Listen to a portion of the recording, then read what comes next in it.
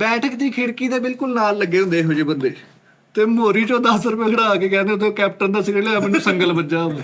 ਅੱਛਾ, ਇਹੋ ਜਿਹਾ ਬੰਦਾ ਨਾਰਮਲ ਬੂਹਾ ਖੜਕਾਵੇ ਨਾ ਤੇ ਬੰਦਾ ਅੰਦਰੋਂ ਕੂੜੇ ਦੀ ਟੋਕਰੀ ਲੈ ਆਉਂਦਾ।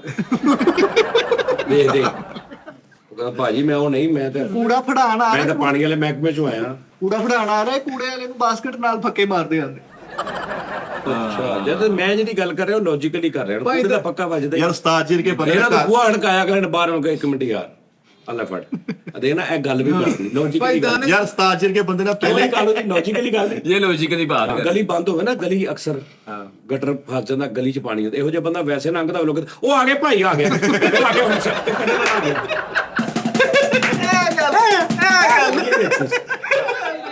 ਸਾਡੀ ਹੈ ਗੱਲ। ਵੈਸੇ ਲੰਘਣ ਦਿਆ ਉੱਥੇ ਬੰਦੇ ਬੱਚੇ ਵੀ ਪਾਏ ਫੇਰ ਕਹਿੰਦੇ ਓਏ ਅੰਮੀ ਆ ਗਿਆ ਭਾਈ, ਉਹਨੇ ਠੀਕ ਹੋਈ ਨਿਕਲੀ।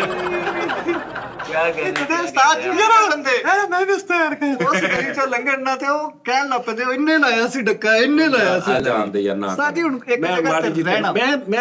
ਮੈਂ ਐਨਾਲਿਸਿਸ ਕਰ ਰਿਹਾ ਸਹੀ ਜੈਨੂਇਨ। ਹਾਂ ਲੌਜੀਕਲੀ। ਹਾਂ ਉਹ ਮੈਂ ਕਰ ਰਿਹਾ। ਇਹ ਦੋ ਵਾਸ਼ਰੂਮ ਗਏ, ਇਹਦਾ 2 ਵਾਸ਼ਰੂਮ ਗਏ, ਬਾਹਰ ਖਲੋਤਾ ਸੀ।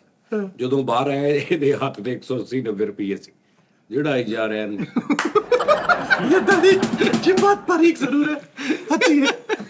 ਨਹਾ ਕੇ ਨਿਕਲਿਆ। ओए लड़की कहता है ਰੱਬਾ ਕਹਿੰਦਾ ਓਏ ਮੇਰੀ ਗੱਲ ਸੁਣ, ਮੈਂ ਆਪਣੇ ਕੰਨੀ ਸੁਣਿਆ 15 ਮਿੰਟ ਸ਼ਾਵਰ ਚੱਲਦਾ ਰਿਹਾ, ਫੇਰ ਤੂੰ ਕਿਉਂ ਨਹੀਂ ਨਹਾਤਾ?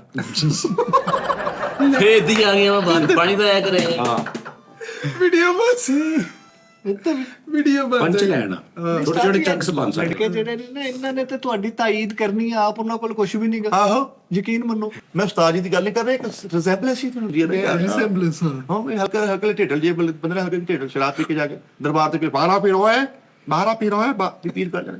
ਅੱਛਾ, ਇਹੋ ਜਿਹੇ ਬੰਦੇ ਦਾ ਕੋਈ ਤਲਕ ਨਹੀਂ ਹੁੰਦਾ।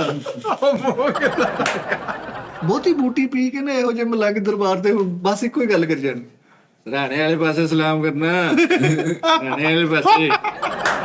ਓਏ ਵੀਡੀਓ ਭਾਵੇਂ ਨਹੀਂ ਪੜਦੀ ਲਾਫਟ ਤੇ ਆਇਆ ਨਾ ਯਾਰ ਤੇ ਇਧਰ ਹੀ ਉਧਰ ਆਈ ਯਾਰ ਇਹ। ਭਾਈ ਵੈਸੇ ਜਦੋਂ ਜੁਮਾ ਪੜ ਕੇ ਉਹਨੇ ਵੈਸੇ ਕਿਹਾ ਭਾਈ ਨੇ ਅਸਲਾਮ ਵਾਲੇਕੁਮ ਤੇ ਕਾਲ ਸ਼ੁਰੂ ਕਰਤੀ ਚਾਚੇ ਪੁੱਠੇ ਅਸਲਾਮ ਹਲਾ ਫਰਮਾਏ ਫਰਮਾਏ ਬੇਟਾ ਜੁਮਾ ਪੜ ਕੇ ਆ। ਅੱਛਾ ਵਾਹ